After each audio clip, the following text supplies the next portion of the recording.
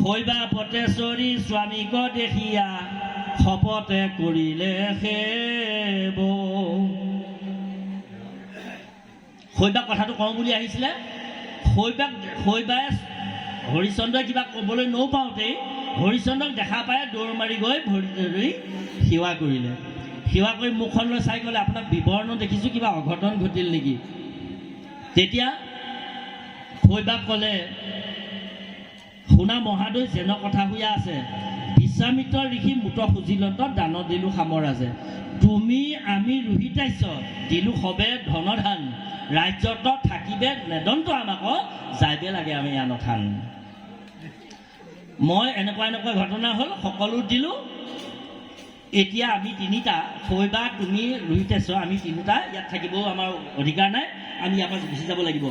ক'লৈ যাবা? তীৰ্থলৈ যাব লাগিব। ভিক্ষা কৰি আমি আকৌ দক্ষিণা, আমি এনেই গুচি নাযাম গ'লে নহ'ব, আমি ভিক্ষা মাগি দক্ষিণা গোটাই ঋষিৰ পৰা ধাৰ পৰিশোধ কৰিবলৈহে যাম। এতিয়া বিচাৰলৈ আহক। আমাৰ কোনোবা এজন XYZ স্বামীয়ে আইগৰাকীক নুসুধাকে যদি বিলাক গোটেইবিলাক নকলোৱে, বৰ্তমান কিবা কিবি অলপমান আইগৰাকীক নুসুধাকে যদি দি থৈ অহা হ'ল, অহাৰ পিছত বাপজনে এনেকৈ আহিব লাগিব। মই কেনেকৈ ক'ম এতিয়া? কি বুলি আৰম্ভ কৰি ক'ত শেষ কৰিম এতিয়া? কি বা ক'ব এতিয়া? আজি ভাত খাবলৈ পাওঁ নাপাওঁ ঠিকনা নাই, কি হ'ব? হাপু হয়নে? কিন্তু শৈবাক কথাটো মুকলি মনে কোৱাৰ পিছত শৈবায়ে বুলন্ত প্ৰভু কৰিলা ভাল, ইটো ৰাজ্য সুখ ভুঞ্জি জীবু কতকাল, বিশেষ পাত্ৰক দান দিলা আনন্দই আমাৰ, দেৱতা পিতৃৰ সবে খুজিলা ধাৰ। এইখন ৰাজ্যৰ ৰজা হৈ কেইদিন থাকিম? তুমি আমি বুঢ়া হ'ম, কেইবছৰমানৰ পিছতে এইসোপা কাৰোবাক দি থৈ গুচি যাম, চব শেষ। ইষ্টাপলো চাই এইটো দেহা, এই দেহাৰ কি অৰ্থ আছে? ধনী হৈ কি অৰ্থ আছে? ৰজা হৈ কি অৰ্থ আছে? কেইদিনৰ কাৰণে ৰজা হৈ থাকিম? ভাল কৰিলা, সুবিধা পালা, আৰু বিশেষ পাত্ৰ এজনক পাই ৰাজ্যখন যে চমজাই দিব পাৰিলা। আমি তিনিটা ইয়াৰ পৰা ওলাই যাওঁ, সোনকালে ব'লক। দেখিছেনে? মহাপুৰুষে প্ৰথম কলম হৰিচন্দ্ৰ উপাখ্যানত ল'লে। সেইকাৰণে আইসকলক বহুত ওপৰলৈ তুলি দিলে। আইমাসকল তেনেকুৱাকৈ উঠি থাকিব, ওপৰত নানামিব, বাপসকলক সৰ্বদা আগবঢ়াই নিব। এটা কথাত বৰ্তমান যদুবংশ যে ধ্বংস হ'ল বুলি মই ইংগিততে কৈছিলোঁ, এই কথাটো কৈ থৈ যাওঁ, বেয়া নাপাওঁ, নিৰ্দিষ্ট কথা ক'বই লাগিব। আনক নকওঁ, মই মোৰ গুৰুগৃহ শ্ৰীমন্ত শংকৰদেৱ সংঘৰ সংগীসকল মোৰ বুকুৰ কুটুম। আপোনালোক যেনেকৈ মোৰ বুকুৰ কুটুম, আপোনালোক তেনেকুৱা মোৰ দেউতাৰ বংশৰ, মাৰ বংশৰ, এইসকলৰ লগতো আমাৰ সম্বন্ধ কাটাপ। আমাৰ সম্বন্ধ আছে মোৰ ভকতৰ লগতে, সাধু সন্তসকলৰ লগতে। একেবাৰে শদিয়াৰ পৰা মুম্বাই, উৰিষ্যাৰ পৰা এইফাললৈ আপুনি একেবাৰে নাগালেণ্ড, মণিপুৰ, ইম্ফল দি দিয়ক। এই অঞ্চলটোত কেৱল মোৰ ভকতহে কুটুম, আনক কুটুম নহয়। গতিকে যদুবংশ ধ্বংস হ'ল, নামটো নকওঁ, শুনিবলৈ বেয়া হ'ব যে। চৰকাৰীভাৱে টকা ঘটিবৰ কাৰণে বিহুৰ সময়ত, উৎসৱ পাৰ্বণৰ সময়ত চৰকাৰে সুবিধা দি দিছে। সেই সুবিধাকণত যদি আপোনালোকৰ হাজবেণ্ডসকলৰো এই সুবিধাটো গুচি গৈছে, তেনেহ'লে তেওঁলোকক আপোনালোকৰ প্ৰশাসনৰ যি ব্যৱস্থা আছে, এই ব্যৱস্থাৰে আপোনালোকে তেওঁলোকক দণ্ডিত কৰি হ'লেও আপোনালোকে হাতৰ মুঠিত ৰাখক। আইসকলে নোৱাৰা কাম একো নাই। আইসকলে নোৱাৰা কাম একো নাই পৃথিৱীত। চব কল্পনা চাওলাই শ্ৰীমদ ভাগৱত গীতা লৈ নগ'ল কাৰণে হয়তো ঘূৰি আহিব নোৱাৰিলে, ঈশ্বৰে তেওঁক পৰস্থানলৈ লৈ গ'ল। কিন্তু এতিয়া সুস্মিতা উইলিয়ামছে আহি ক'লেহি যে মোৰ গোটেই সফলতাৰ আঁৰত শ্ৰীমদ ভাগৱত গীতা। উৰা মটৰখনে যে গৈ সেই হোষ্টেলটোত মাৰি দিলেগৈ। আজি অলপ দিনৰ আগতে এজন খোজকাঢ়ি নামি আছিল, তেওঁ জেপত বোলে শ্ৰীমদ ভাগৱত গীতাখন আছিল। আপোনালোকক ভাগৱতৰ মহিমা আৰু বেলেগে ক'ব লাগিব নেকি? জয় একশৰণ হৰি নাম ধৰ্মৰ। আৰু কিবা বেলেগে ক'ব লাগিব নেকি? ঘণ্টাৰ পিছত ঘণ্টা বক্তৃতাৰ প্ৰয়োজন নাই। ভাগৱত ধৰ্ম অৱগাহন কৰক। ব্ৰাহ্মণে ভজিলে ব্ৰহ্ম তেজ বিধি হোৱে, ক্ষত্ৰিয়ে পৃথিৱী লাভ কৰে সাধিয়া বিজয়ে, বৈশ্যৰ সম্পদ বাঢ়ে দিনে দিনে, ক্ষুদ্ৰ সবু শুদ্ধ হোৱে হৰিৰ কীৰ্তনে বন্ধা নাৰী পুতল ভেৱতী গুণৱন্ত দুৰ্জনো সৰ্জন হোৱে দুখী ধনৱন্ত মোৰ সৰু বাৰ হয় নানা বিদ্যাৰ অভ্যাস সামান্য জনৰ ওপৰে মনোৰথ আস ধৰ্ম অৰ্থ কাম মুখ্য চাৰি প্ৰয়োজন তাহম বাৰু সিদ্ধি হোৱে যদি কৰে কৃষ্ণৰ কীৰ্তন একো পঢ়িব নালাগে এই কথাকেইটা মাত্ৰ পালন কৰক কি এই ভাগৱত যদি শ্ৰীমদ ভাগৱত যদি ব্ৰাহ্মণে ভজিলে ব্ৰহ্মতেজ বিধি হৱে ব্ৰহ্মতেজী যদি হ'বলৈ মন আছে ব্ৰহ্মতেজ বৃদ্ধি পাবলৈ মন আছে বাঢ়িব ব্ৰাহ্মণে যদি ভগৱত ধৰ্ম অৱগাহন কৰে ক্ষত্ৰিয়ে পৃথিৱী লাভ কৰে সাধিয়া বিজয় ক্ষত্ৰিয়সকলে পৃথিৱী লাভ কৰিব বৈশ্যৰ সম্পদ বাঢ়ে দিনে দিনে বৈশ্যসকল সম্পদশালী হ'ব ক্ষুদ্ৰ সবু শুদ্ধ হোৱে হৰিৰ কীৰ্তনে ন শুদ্ৰা মদ ভক্তা যেনেকুৱা নিম্ন মানদণ্ডৰ সুধীৰ হওক ক্ষুদ্ৰ সবু শুদ্ধ হোৱে হৰিৰ কীৰ্তনে বন্ধা নাৰী পুতল ভেৱতী গুণৱন্ত যদি কোনোবা বন্ধা মানে বুজিছে নহয় সন্তান জন্ম দিব নোৱাৰা কোনোবা যদি তিৰোতা আছে তেনেহ'লে ভাগৱত ধৰ্ম অৱগাহন কৰক তেওঁ সুযোগ্য সন্তানৰ মাতৃ হ'ব বন্ধা নাৰী পুতল ভেৱতী গুণৱন্ত দুৰ্জনো সৰ্জন হোৱে দুখী ধনৱন্ত কোনোবা যদি দুৰ্জন আছে সৰ্জন হ'ব দুখী আছে যদি ধনৱন্ত হ'ব তাৰপিছত ধৰ্ম অৰ্থ কাম মুখ্য চাৰি প্ৰয়োজন তাহম বাৰু সিদ্ধি হৈ যদি কৰে কৃষ্ণৰ কীৰ্তন ধৰ্ম অৰ্থ কাম মুখ্য সিদ্ধি কৰি পৰম ধাম প্ৰাপ্তি লাভ কৰিব ইহজনমে ইহলোকে ভুকুটি পৰলোকে মুকুটি পৰকালতহে মুকুটিটো আছে ইহলোকত ভুকুটি আছে মানে ভোগ কৰিবলৈ পাব ন শুদ্ৰা মদ ভক্তা একেবাৰে সঁচা কথা যদি সঁচাকৈ ভাগৱত ধৰ্ম অৱগাহন কৰিছে কায় বাক্য মানে শৰণ যদি ৰক্ষা কৰিছে শৰণ ভজন যদি ৰক্ষা কৰিছে গুৰু সেৱা যদি কৰিছে নাম যদি ধৰিছে নাম ধৰ্ম যদি অৱগাহন কৰিছে আপুনি কোনো কাৰণে দুখীয়া নহয় শ্ৰীমন্ত শংকৰদেৱ সংঘই একমাত্ৰ অনুষ্ঠান ল'ৰা ছোৱালীক মাতি আনি শিশুসকলক গুৰু পৰিচয় কৰিছে 6 বছৰৰ পৰা 12 বছৰলৈকে 12 বছৰৰ পৰা বিবাহৰ আগলৈকে শৰণ কৰোৱাই থৈছে আৰু ইচ্ছা কৰিলে যুৱকসকলেও ভজন ল'ব পাৰিব নাম জপ কৰিব পাৰিব নাম সাধনা কৰিব পাৰিব আৰু এই ব্যৱস্থাটো পৃথিৱীত ক'তো নাই আছে খ্ৰীষ্টান ধৰ্মত আছে মুছলমান ধৰ্মত আছে কিন্তু হিন্দু ধৰ্মত এই ব্যৱস্থাটো নাই এতিয়া গুৰুগৃহ শ্ৰীমন্ত শংকৰদেৱ সংঘকে দেখি বিভিন্ন ধৰ্মানুষ্ঠান প্ৰতিষ্ঠানে এতিয়া যুৱকসকলৰ কাৰণে আইসকলৰ কাৰণে যুৱতীসকলৰ কাৰণে শিশুসকলৰ কাৰণেও অনুষ্ঠান পতা দেখা হৈছে পৰিলক্ষিত হৈছে সেইটো বৰ আনন্দৰ বিষয় জাতিটোৰ কাৰণে মংগলজনক শব্দ সেইকাৰণে বাপ বান্ধৱ সমস্ত আমি এই দুটা কথা ইমানতে এৰিলোঁ এতিয়া আহিলোঁ আপোনাসৱক ভাগৱত সম্পৰ্কীয় কথা আৰু মই বিশেষ আলোচনা নকৰোঁ কিতাপৰ কথা দুটামান কথাহে ক'ম ধৰ্মালোচনী সমাজ বোলে ভাগৱতী বাপে কিতাপৰ কথা ক'ব কিহৰ কিতাপৰ কথা ক'ব আপুনি এক শৰণ বিচাৰিবৰ কাৰণে নাম ধৰ্ম বিচাৰিবৰ কাৰণে ভাগৱত ধৰ্ম বিচাৰিবৰ কাৰণে আপুনি ভাগৱত বোলে মই নপঢ়োঁ তেতিয়াও পাৰিব আপুনি শিৱাজী জীৱনটোলৈ যদি চাই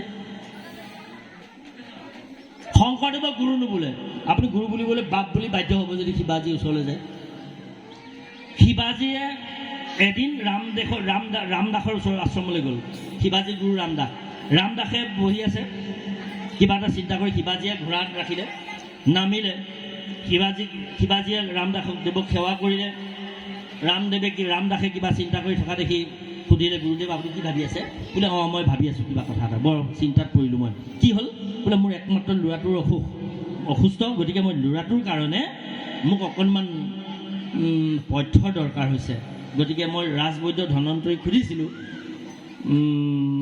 ধনন্তৰীয়ে বোলে এটা বস্তু লাগিব দৰৱটো খুৱাবলৈ তেতিয়াহে আপোনাৰ ল'ৰা আৰোগ্য হ'ব মই এতিয়া তাকে বস্তুটো কাক বিচাৰিম তাকে চিন্তা কৰি থাকোঁতে তুমি আহিলা বোলে বস্তুটোনো কি বস্তুটো অলপ দুৰ্লভ কি সিংহীৰ গাখীৰ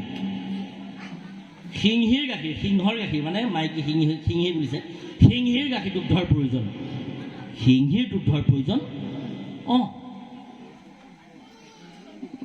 একো দুৰ্লভ নহয় মই যদি ছত্ৰপতি শিৱাজী হওঁ আপুনি যদি মোৰ গুৰু হয় মোক আশীৰ্বাদ দিয়ক আপুনি গুৰুৱে শিষ্যক আশীৰ্বাদ দিয়ক মই আপোনাৰ যদি সেৱক হওঁ তেনেহ'লে মই আপোনাৰ সেৱা ভাগ যদি কৰিব নোৱাৰোঁ মই কিহৰ সেৱক খাটাং তাৰপিছত বোলে তুমি গলাই নেকি বোলে যাম মই আপোনাক গুৰুকৰ খুজিব লাগিব নহয় কথা এটা শুনি যোৱা, তুমি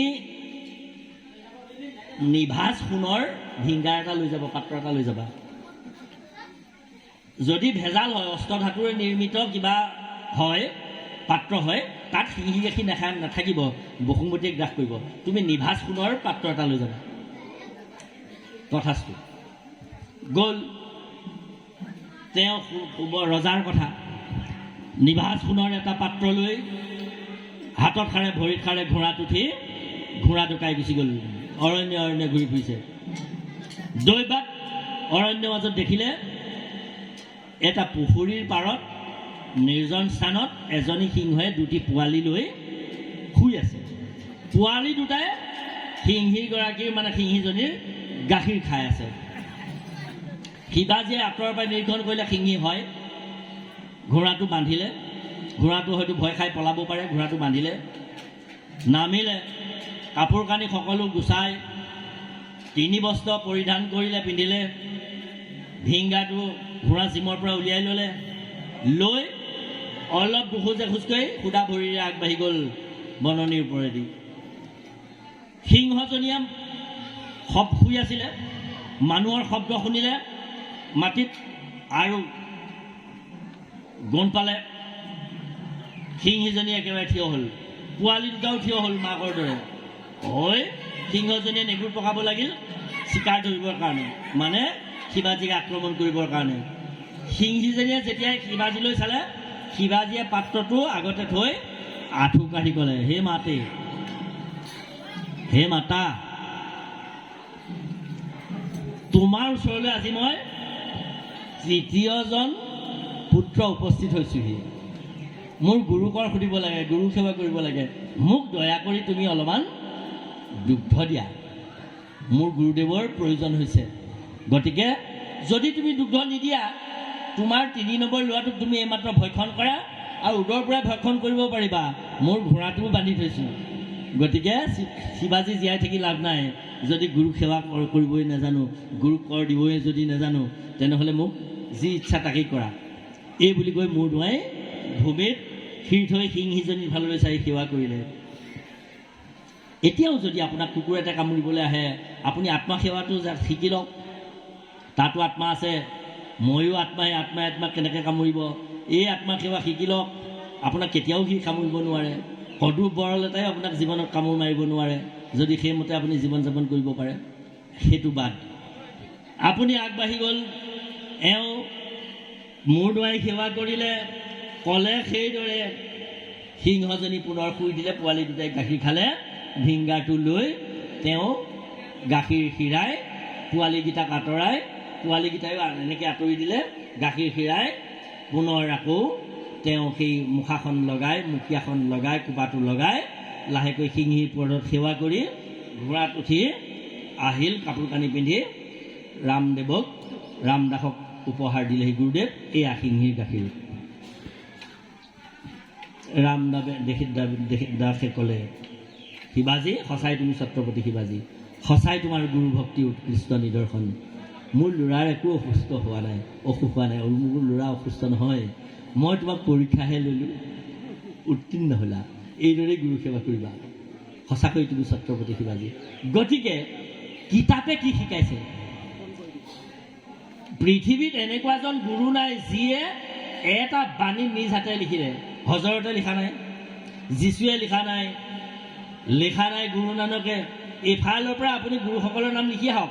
সেইসকলক মই গুৰু নহয় বুলি এই স্থানৰ পৰা ক'বলৈ বিচৰা নাই, এইসকল গুৰু হয়। তেখেতসকলে কোৱা মহাপ্ৰভু চৈতন্যও যি 16 নাম দিছে, হৰে ৰামা ৰামা ৰামা হৰে হৰে, হৰে কৃষ্ণ কৃষ্ণ কৃষ্ণ হৰে হৰে, এই যি 16 নাম দিছে, তেখেতসকলে ক'লেহে।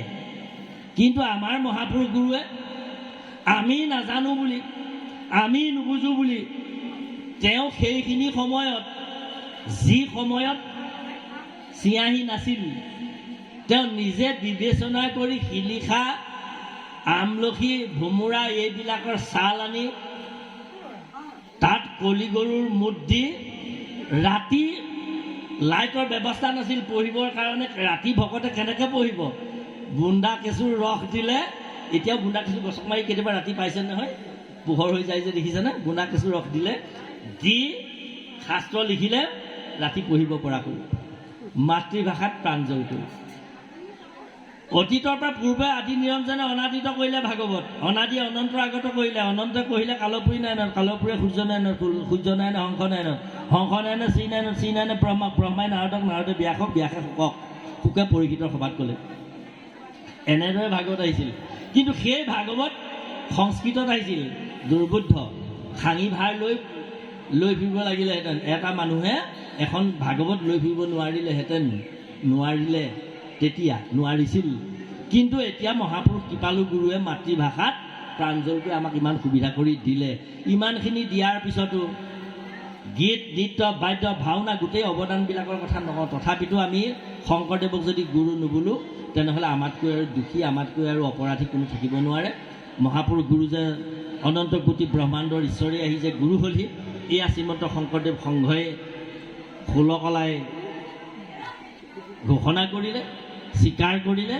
আৰু মহাপুৰুষ গুৰুৰ বিষয়ে আমি এতিয়া বিশেষ আলোচনা কৰাৰ সময় নহয়, মাত্ৰ গুৰুজনাৰ ইচ্ছা যাক যশোধৰ শিৰোমণি গুৰু গদাধৰ, মহাপুৰুষ গুৰু এটা বাপ ৰত্নাকৰ, হৰিদেৱ গুমুস্তা গৃহস্থ জগন্নাথ, স্বামী সন্ত সৰ্বানন্দ আৰু গোপীনাথ, বৰ এটা আচাৰ্য মহন্ত শিৱদেৱ, ককাই ভোলাই আৰু শ্ৰীমন্ত শংকৰদেৱ, গুণা কৰ আদি কৰি চতুৰ্বিংশ নাম, হৃদয়ত ধৰি ৰূপস্মৰো অবিৰাম। মাত্ৰ গুৰুজনাৰ চৰণত এই স্থানত আমি যে থিয় হ'লোঁ, আপোনালোকে যে আমন্ত্ৰণ কৰিলে, মই গুৰুজনাৰ চৰণলৈ মাত্ৰ এভাগি সেৱা, গুৰুজনাৰ বিষয়ে ইমানকেইটা কথাই ক'লোঁ। গুৰুজনাৰ চৰণলৈ সেৱা জনালোঁ। গুৰুজনাক 24 নামেৰে নামাকৰণ কৰিছে। কোনে? সেইদিনা ধেনুখন্দান নদীত চাউল ধুই আছিলে। চান্দৰী বাই নামৰ এগৰাকী, বাই বুলিলে কি বুজে? ঘৰত বন কৰা মহিলাৰ নাম বাই। গতিকে চান্দৰী বায়ে চাউল ধুই আছিলে। গাধ পিঠিত বোজা দি, 4টা গাধৰ পিঠিত ধৰ্মশাস্ত্ৰৰ বোজা দি নাৱেৰে সৈতে ভটিয়াই ব্ৰহ্মপুত্ৰইদি আহি, সাগৰৰ পৰা ব্ৰহ্মপুত্ৰইদি আহি ধেনুখন্দাত ওলাই, ধেনুখন্দাইদি উজাই আহি কায়স্থ ডেকাগিৰি শংকৰৰ ঘাটতে নাওখন বান্ধিছে। লগিডাল মাৰিয়ে সুধিছে, অ আই এইটো কাৰ ঘাটো? তই কৰবা কি? এই চান্দৰী বায়ে উত্তৰ দিলে কি? কাৰ ঘাট বুলি যে ক'লে, কাৰ ঘাটৰ উত্তৰ এইটো, যশোধৰ শিৰোমণি গুৰু গদাধৰ, মহাপুৰুষ গুৰু এটা বাপ ৰত্নাকৰ, হৰিদেৱ গুমুস্তা গৃহস্থ জগন্নাথ, স্বামী সন্ত সৰ্বানন্দ আৰু গোপীনাথ, বৰ এটা আচাৰ্য মহন্ত শিৱদেৱ, ককাই ভোলাই আৰু শ্ৰীমন্ত শংকৰদেৱ, গুণা কৰ আদি কৰি চতুৰ্বিংশ নাম, হৃদয়ত ধৰি ৰূপস্মৰো অবিৰাম। এই 24টা নামৰ কথা ক'লে। যিজনৰ নাম যশোধৰ শিৰোমণি গুৰু গদাধৰ, মহাপুৰুষ গুৰু আতা বাপ ৰত্নাকৰ, হৰিদেৱ গুমুস্তা গৃহস্থ জগন্নাথ, স্বামী সন্ত সৰ্বানন্দ আৰু গোপীনাথ, বৰ এটা আচাৰ্য মহন্ত শিৱদেৱ, ককাই ভোলাই আৰু শ্ৰীমন্ত শংকৰদেৱ, গুণাকৰ আদি কৰি 24 নাম, চতুৰ্বিংশ নাম, এই 24 নাম। যিজন পৰমাত্মা যোগেশ্বৰ অনাদি অনন্ত নিৰ্গুণ নিয়ন্তা কৃষ্ণই 24 তত্ত্বৰে দেহ ধাৰণ কৰা মানুহ নামৰ প্ৰাণীবিলাকক উদ্ধাৰ কৰিবলৈ আহি বুজি নাপায় বুলি 24 বাৰকৈ অৱতাৰ গ্ৰহণ কৰিলে। সেই 24টা বাৰকৈ অৱতাৰ গ্ৰহণ কৰা সেই পূৰ্ণকৃষ্ণ ভগৱন্তই আহি কলি যুগত এই নামকেইটা লৈ জন্ম গ্ৰহণ কৰিলে। তেওঁৰে ঘাট এইটো। চান্দৰী বায়ে ক'লে, বুকু বিষাই যায় কথাবিলাক ক'লে। কি কৰিছা বুলি ক'লত? তুমি কি কৰা, কি কৰিছা বুলি ক'লত? ভগৱন্ত ভক্তিযুক্ত পুৰুষৰ আত্মবোধ, আত্মবোধ মাধৱৰ প্ৰসাদে মিলয়। ইমান ডেৰপুৰা, আগৰ দিনত ডেৰপুৰা কেজি হ'ব নাজানো, ডেৰপুৰা চাউল ধৰা এটা পাচিত ধেনুখন্দাত চাউল ধুই আছিলে। মাধৱৰ প্ৰসাদে মিলয় কৃষ্ণৰ কৃপাততে বেগুচয় সংসাৰ ভয় এহি মানে গীতাৰ নিৰ্ণয়। চাউলত অহা ধানকেইটা এনেকৈ পেলালে আৰু চাউলটো কাটি কৰি দিলে শৰাইটো পাচি লৈ লাহেকৈ ওপৰলৈ উঠি গুচি গ'ল আৰু কথা নাপাতিলে। তাত গৈ গুৰুজনক ক'লেগৈ যে কৃপালু বাপ 4টা গাধ নাওখনত মাৰ নাওখনত ভৰাই আনিছে, গাধকেইটাৰ পিঠিত বস্তা সম্ভৱ কিতাপ আনিছে শাস্ত্ৰ। আপোনাৰ লগত পশ্চিম ভাৰতৰ পৰা তাৰ্কিক পণ্ডিতে তৰ্ক কৰিবলৈ আহিছে নেকি? আপুনি তেখেতসকলক আদৰি আনকগৈ নেকি অতিথি ৰূপে? কথাষাৰ সেই বুলি ক'লেগৈ। এওঁলোকৰ আলোচনা হেৰা বন কৰা বেটী চাকৰণীজনীৰ মুখত কি শুনিলা? সেই কায়স্থ ডেকাগিৰি গুমুচা শংকৰ কোন বোলে? সেই 24 তত্ত্বৰে দেশ গঠন কৰা মানুহ নামৰ প্ৰাণীবিলাকক পাঁচোটা জ্ঞানেন্দ্ৰিয়, পাঁচোটা কৰ্মেন্দ্ৰিয়, পঞ্চ তন্মাত্ৰা, পঞ্চ প্ৰাণ, মন, বুদ্ধি, চিত্ত, অহংকাৰ, এই 24 তত্ত্ব। এই 24 তত্ত্বৰে গঢ়া মানুহ নামৰ দেহধাৰী প্ৰাণীবিলাকক বুজি নাপায় বুলি ঈশ্বৰে নিজে 24 বাৰকৈ আহি অৱতাৰ লৈ এওঁলোকক বুজাই দিলেহি মই ঈশ্বৰ বুলি। সেই ঈশ্বৰজনে কলিযুগত শংকৰ নাম লৈ অৱতাৰ গ্ৰহণ কৰিলে। সেই শংকৰৰ ঘৰত কাম কৰা চাকৰজনীয়ে কি কাম কৰে? মাধৱৰ প্ৰসাদ তৈয়াৰ কৰিছে। ভগৱন্তৰ কৃপা হ'লেই ব্ৰহ্মাণ্ডত আৰু কৰিবলগীয়া একো কাম নাথাকে, সেই মাধৱৰ মই প্ৰসাদ নিৰ্মাণেই কৰোঁ এই বুলি কৈ কোনে কৈছে বোলে? গোটেই এহি মানে গীতাৰ নিৰ্ণয় গীতা শাস্ত্ৰৰ সাৰাংশটো কৈ থৈ গুচি গ'ল। এওঁলোকে বোলে সেইজন ঈশ্বৰৰ লগত, সেইজন গুৰুৰ লগত আৰু তৰ্ক কৰি লাভ নাই। চাকৰণীজনী যেতিয়া এনেকুৱা, গতিকে আমি যোৱাই ভাল বুলি তেখেতলোক গুচি গ'ল। ইফালৰ পৰা গুৰুজন আহি এওঁলোকক আহ্বান জনাইছে, আহা আহা, কিন্তু নাহিল। তেওঁলোক আৰু গুচি গ'ল। এওঁলোকক মাতিছে যে আহক আহক, আপোনালোক নাহিলে যে নাওখন লৈ আহক। তেওঁলোক আৰু নাহিলে। গুৰুজনাই ভকত কেইজনমান পঠিয়াই দিলে, বলৰাম আতৈ, শ্ৰীৰাম আতৈ, নাৰায়ণ দাস ঠাকুৰ তাক, কিন্তু তেওঁলোক আৰু নাহিল গ'লগৈ। যেই কি নহওক, মহাপুৰুষৰ চৰণত সেৱা জনালোঁ। জয় জগতগুৰু শ্ৰীমন্ত শংকৰদেৱৰ।